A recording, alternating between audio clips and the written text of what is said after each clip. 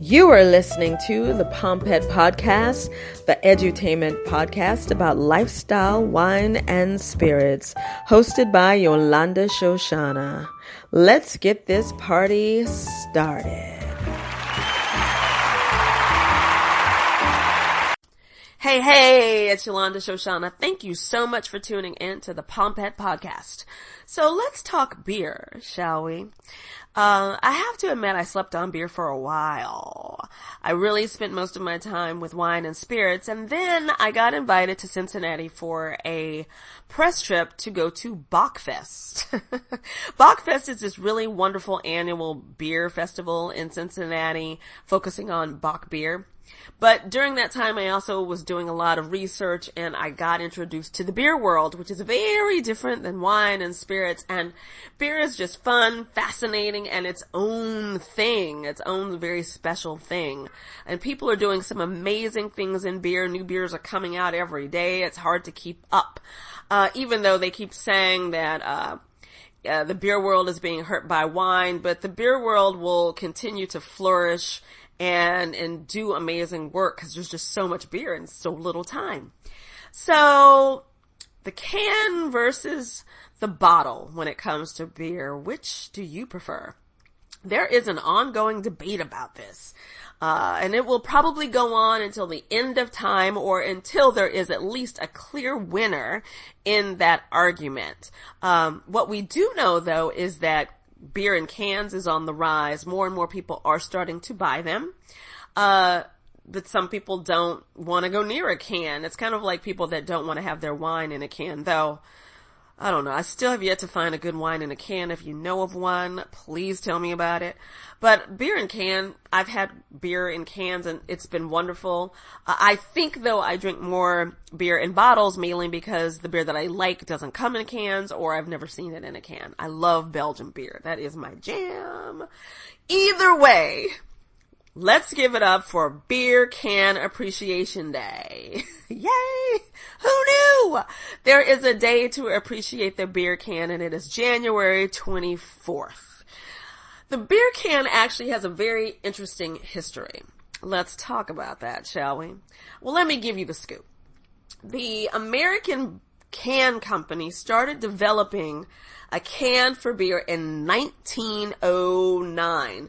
The focus was helping breweries keep down their cost, of course, because cans were expensive and they were bulky and they were hard to get around. But if we had them in cans, we would be able to distribute them better and keep the beer, and more people would be able to enjoy this. Then this pesky situation showed up known as Prohibition. Yeah, that bitch, right? took it down. So once Prohibition started, the American Can Company kind of was like, it put all that to a halt.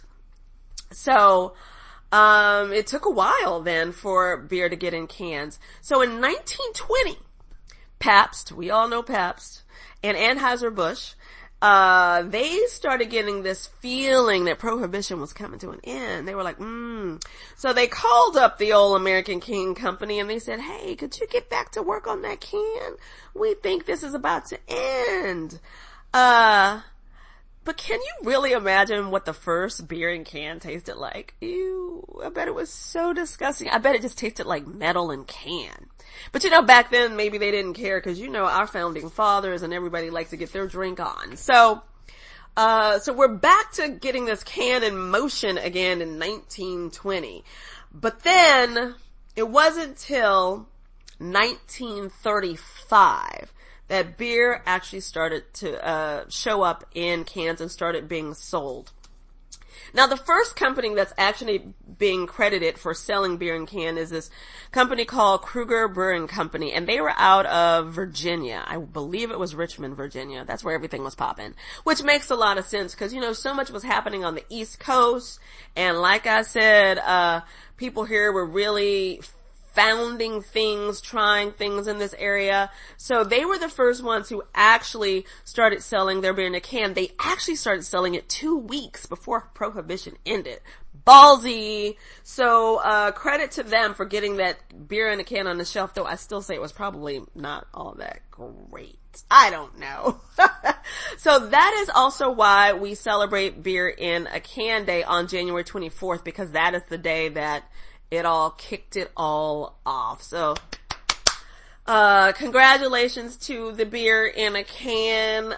May you live long and flourish. So here are some beers to look for in a can that have been shouted out to being some of the best beer in a can. I have not tried them all. I have tried some. The Brooklyn Summer Ale, I have tried that because they brew that in Brooklyn, is really good. For me, beer used to really be about watching baseball and having a beer. So, things that were local were things that I always got to try. So that's a good summer ale. 6 Point Sweet Action. I'm gonna totally high five that. That is one of my favorite in a can. I will never forget though, the day I tried it. Google used to do these amazing events and they took us on this tour. They had a tour bus and everything. And the beer sponsor was 6 Point. And they pulled it out of the cooler and I cringed a little bit because it was in a can. And I took a sip and I have to admit, it's a winner. It's really a wonderful, beer because there's so much you can do with it. You can pair it with chicken and fish and now I'm wanting this beer. I haven't had it in a while.